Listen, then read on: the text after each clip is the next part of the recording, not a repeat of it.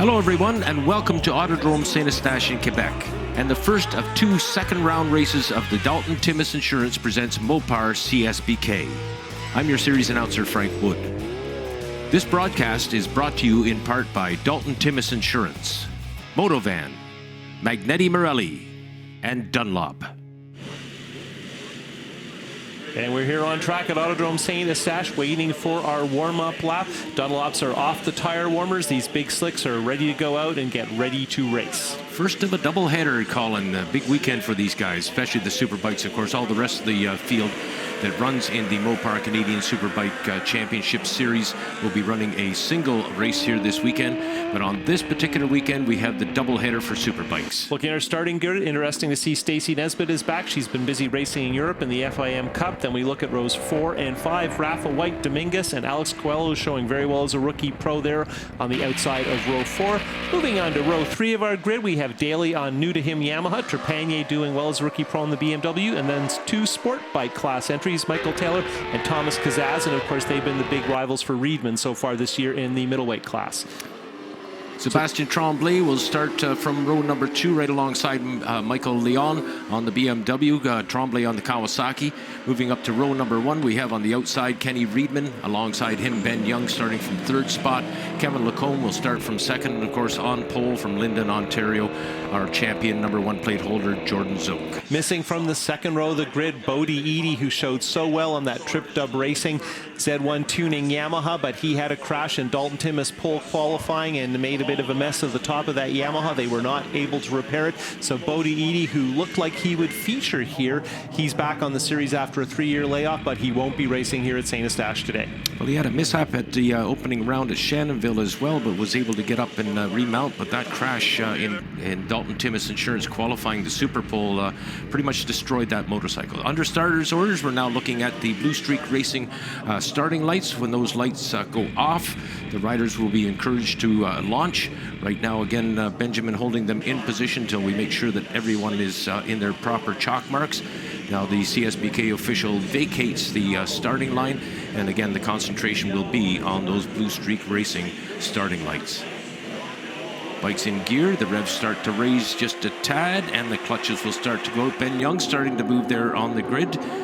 And they launch. They're away and running. Who we're going to give the nod to on this one? Looked like Zook had a very good start, and indeed he goes speeding past Lacombe. But it's Kenny Riedman who has the race lead. It was Ben Young who Zook just caught just before that. Riedman on the Kawasaki ZX-10R, the Sturgis Cycle Liqui Moly sponsored rider, has got the race lead, and this is exactly where he wants to be. And we were on board briefly there with Kevin Lacombe, who's in 4th. Didn't get a great start, and meanwhile Zook's already trying to make a move on Riedman.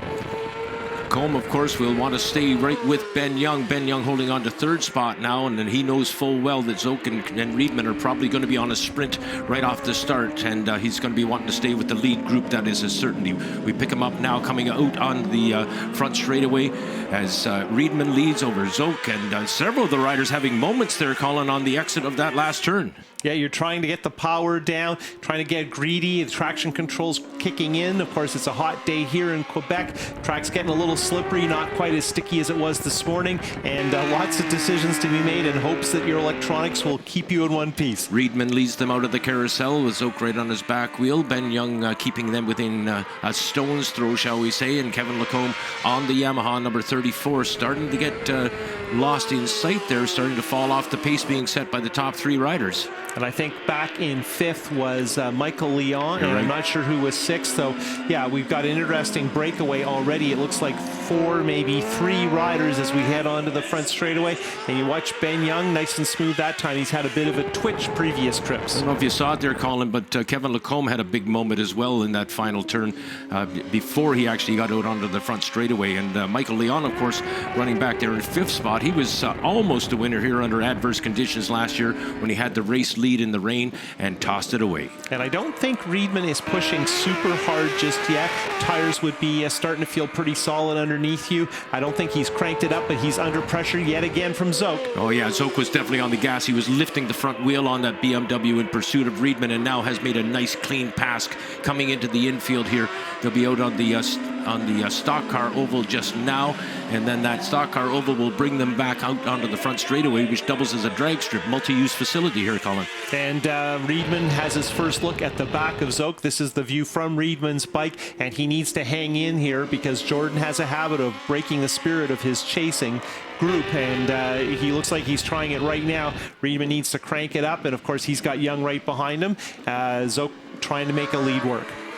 Reedman virtually on defensive second place now, as opposed to challenging for first spot, as we pick up on the action as Zoke leads them down that back straightaway and into the in the infield. Oh, we've got problems here. We've got a straw bale there that is busted, Colin. It's all over the racetrack, and the marshal at that corner has gone to do a debris sign, but there is a lot of stuff on the surface of that racetrack. Yeah, weird situation, Frank, because there's actually rubber curbing that defines the edge of the track. So to hit one of those hay bales, you have to misjudge the turn by a fair bit, and to hit one of those bales and not actually run off the track or take a tumble would be very rare. So somebody had a lucky escape. There's no bike there, just a bunch of straw debris, and there you can see Jordan had his hand up. So I think we've had a red flag at this point, maybe to clean that mess up. Yeah, you're absolutely right. And the alert Quebec marshal there initially getting up the debris sign and then getting the red flag right away. So we'll pull a stop to this one and get that cleaned up, and you get a better idea on board with Zoke there just how bad that is. It's all over the racetrack, and of course you can see there the wind is actually pushing against the marshals and picking that stuff up and spreading it all over the place. So we may be a couple of minutes getting this sorted out, but we'll have to regrid them and send them off. And I think we'll check with the officials, but I believe we go to a 10-lap final here. And there you can see getting the straw off the line, and that's a big commitment part of the track. Let's go to the replay of the pass for the lead just before our red flag.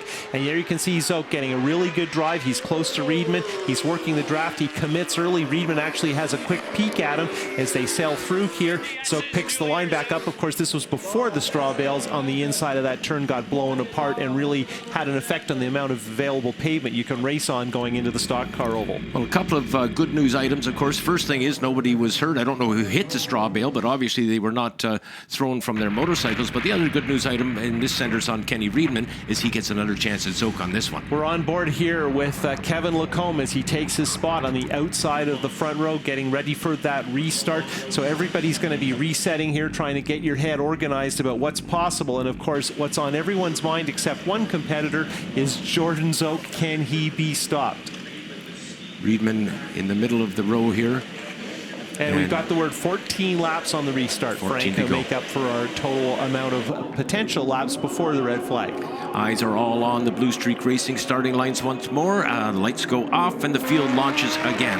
And oh man, look at the wheelie that Ben Young pulled. And as a result of that, Kevin Lacombe and Jordan Zoke got by him cleanly. His crew are going to want to have a look at that and figure out what to do with the traction control. You don't want that big a wheelie, and don't forget these bikes do have wheelie control. But if this looks familiar, Jordan Zoke in second, hammer down, chasing Reedman. But I think Reedman's pushing a little bit more than he did in the opening segment of the first race. But familiar looking group. The only difference is Lacombe in third right now ahead of Young. Well, Reedman got to lead the early segment, and he also obviously got to follow Zoke around, so he probably picked up a few pointers from those laps going around, and hopefully is putting those to use right now. Coming onto the stock car oval for the first time, trying to be nice and smooth with the throttle.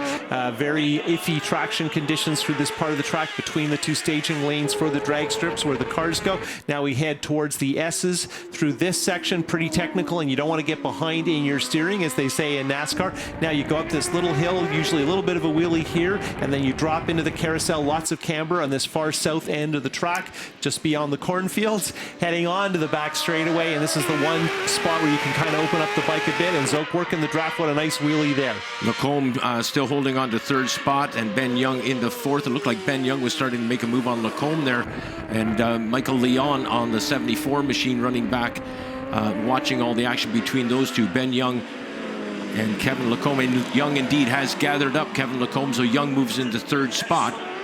And onto the front straight yet again, and Reedman spinning the tire there, making that Kawasaki work hard. Of course, at this track, you can't use 200 horsepower. These bikes have been detuned to some degree, but still a real handful to try and manipulate one of these high horsepower machineries and make the machines, and make the most out of that Dunlop slick. Well, Ben Young has definitely closed the distance up. It took him a while to get there after losing all that distance off the starting line with that big wheelie, but he has definitely within striking distance of our top three, and it looks like Kevin Lacombe is starting to fade from the pace being set up front by Riedman and Zoke. And that time Zoke did not try and make a pass. He just hung in there behind Riedman, used the traditional line. Riedman blocked a little bit, but I don't think Zoke was planning on anything. And they're going to see on their pit board that both of them are first two bikes are going to be aware that Ben Young is right there with them. So if you've got a trick up your sleeve, now's the time to get going, or it's going to get complicated. And we know Zoke does not like complicated. You know, if Young was able to make up the distance that he lost on the starting line, that would indicate to me, obviously, he's going somewhat faster than what Riedman and Zoke were going at that time. So that would translate into a possible pass by Young, Colin. Now look at how close Zoke is here. Riedman was a little careful coming onto the straight, and Zoke got a terrific drive. Down the back straightaway into the oval. Oh, wow. Back wheel comes up off the ground as Zoke uses his front brakes to a good extent, and he is making a clean pass into the lead once more. Yeah, big Brembos doing their job on the BMW, and I think that Zoke was pretty aggressive on that pass, but he didn't need to be because Riedman didn't get a good drive, and Riedman having a little bit of drama getting onto the front straight. We've seen Young struggle with that. As we go to the replay, and Zoke pulls out nice and early, he isn't sure of exactly what Riedman's going to do. Watch his back wheel. Yeah, you'll see it skip there, and lots of weight transfer, so you know the front tire's biting in. So fairly careful to pick up the line here, and here you can see when he makes the decision, and basically from here on, he's going to make this pass work one way or the other, and it can be a bit of a Hail Mary on the last lap, but Riedman does not move over to slow him down, and Riedman again spinning the tire coming onto the front straight. I think Riedman should be perhaps a little more aggressive in his defense of his race leads when he has them. Zoke with the lead now, and it looks like he's starting to get some pretty serious distance already. Good. You know, Zoke has the hammer down, and I'm surprised how quickly he's getting away. Riedman and Young here, you know, very little to separate them as we're on board looking backwards from second place Riedman into third place Young's fairing, and for basically just a lap and a half, Zoke has made up a lot of ground. But hats off to Ben Young. As you mentioned, Colin, he's never been on this racetrack before. It's his first year in a Superbike, and he is doing a splendid job out there right now.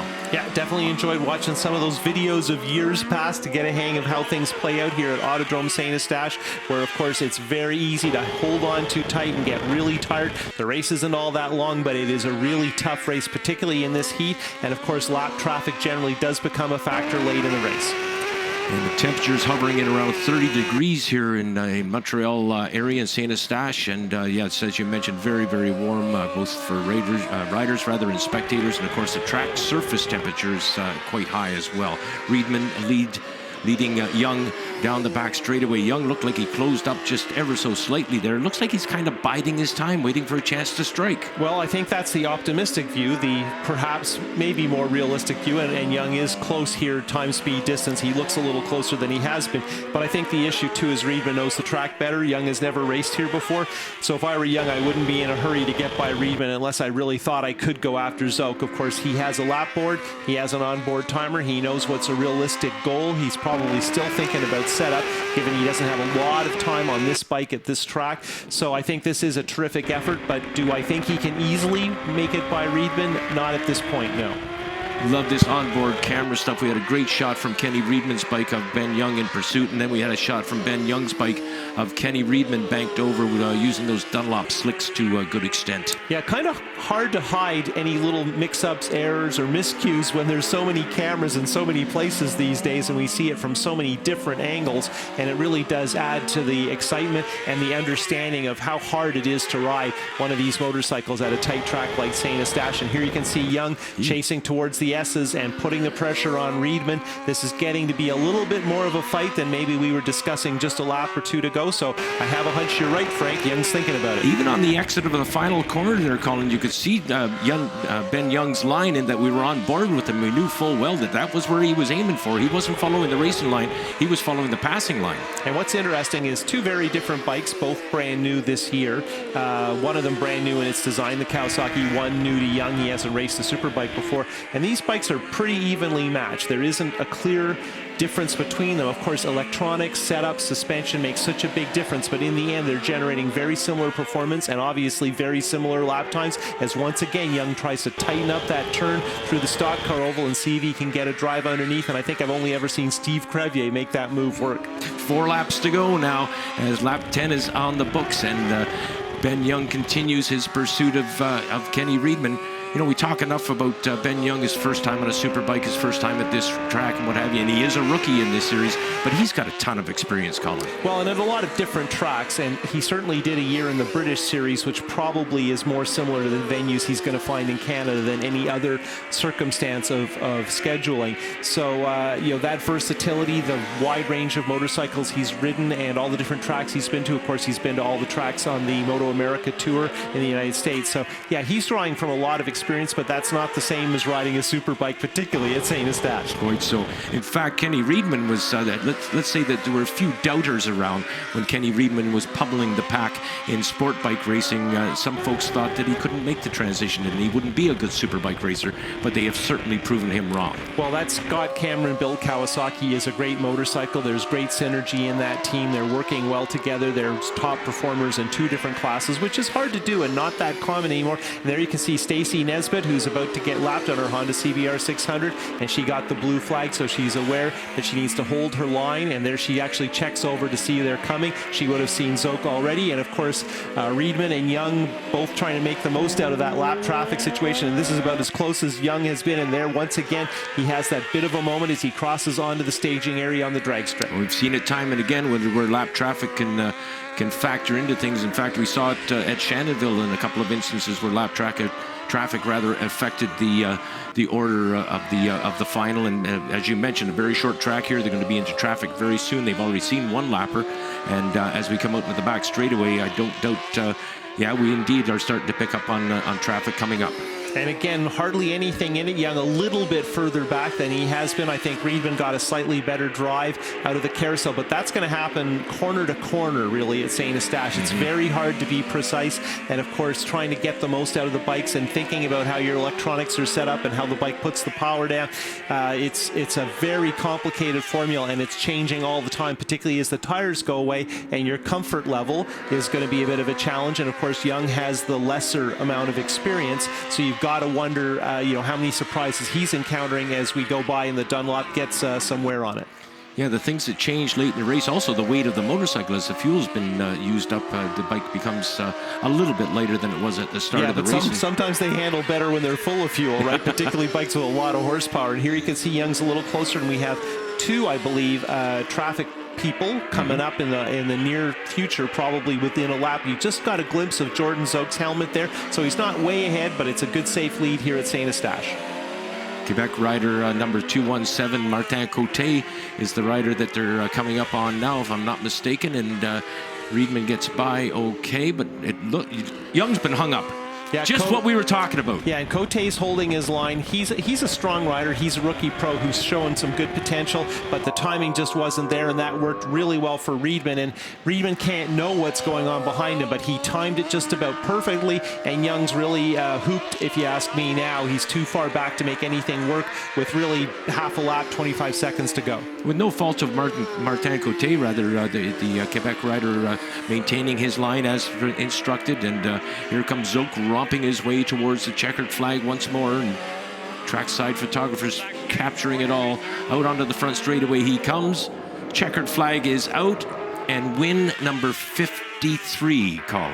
Jordan Zoke, his 8th straight, I believe, race in the series. It might be 9. We'll have to do our math on that. There he has that big look back to see what really happened. And of course, is there anything better than winning a race and having to look twice over your shoulder to see where the next group of riders are? And here's Jordan, no doubt give us one of those front wheel stoppy type things that he's famous for. And he does enjoy celebrating, and he has a lot of experience doing it. I'll correct myself, Colin. That's actually his 54th National Championship Superbike race win. And when you factor in last year's perfect season, that's his 10th in a row. Yeah, unbelievable performance for Zoke. And, I hate to say it, but he didn't make it look easy, but close to. Obviously, well-judged performance. Here we see the results. Zoke confirmed as our victor from Reedman, Young top Yamaha, Lacombe, and Michael Leon doing very well on his BMW. Meanwhile, we look at the rest of the top 10. Trevor Daly on his Yamaha, Tremblay doing well on his Kawasaki, Trepanier, excellent rookie pro effort in the BMW, Franklin Dominguez on a Kawasaki, and Kazaz top middleweight bike with his Yamaha YZF R6. Now let's head down to the podium with our play-by-play man, Frank, and hear from our top 3 from today's Superbike feature race. Ben, congratulations. What a wonderful performance that was. Yeah, thanks. It was good fun. obviously the red flag caught us all off guard. I'm glad everyone is okay. But, you know, it was good. I kind of struggled on the restart on my start. I had a little moment from second to third gear and bogged down to fourth position and managed to get back up into third and go with Kenny. And, yeah, it was good. It was close racing. Just unfortunately got the lapper at the wrong spot on the last lap or 2 to go, whenever it was. And but, you know, there's always tomorrow. That's the good thing about these double headers. Good ride, Kenny. Oh, thanks. Yeah, that was a fun one. You know, tried to hold off Jordan as much as I could. It's pretty difficult to pass on this tight track, but you know, he was real late on the brakes and got by me. I tried to stick with him, made a bit of a mistake, and as soon as I lost his wheel, he just started disappearing into the distance, and then I had to deal with Ben Young on my rear wheel, and you know, just had to keep pushing all race long to hold him off. So you know, it's getting really hot, and the track's starting to get a little greasy, but these Dunlop tires are just holding really well and working awesome in the heat here. Congratulations, champ. Yeah, it was a great one. You know, we knew coming in this weekend we had to take advantage of this place. For some reason, I've always gone really well around here, and the little upgrades we did to the bike over the winter just made it that much nicer to ride, and just got a good pace going, and I felt really comfortable. I feel really at one with the bike and relaxed on it. Hopefully we'll be up here talking to you again tomorrow. Ladies and gentlemen, your podium.